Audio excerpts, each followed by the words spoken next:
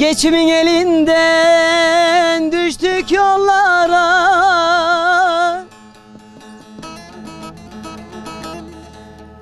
muhtaç olduk nice zalim kullara.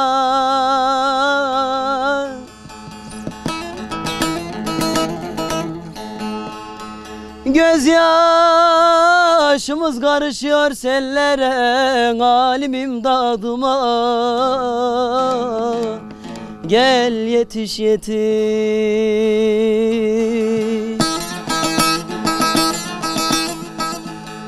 Gözyaşımız karışıyor sellere, halim imdadıma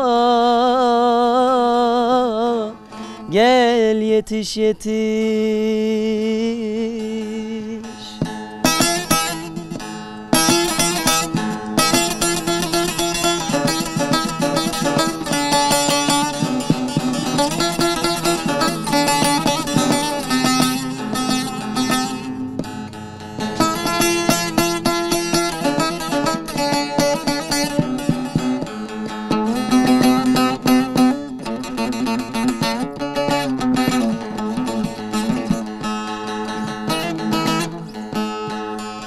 Duman duman olmuş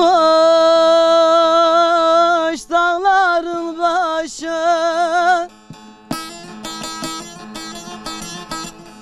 arzularız ana bacı kardeşi.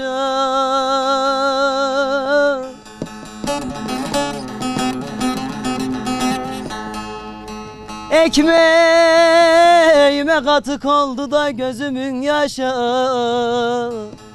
halim imdadıma gel yetiş yetiş.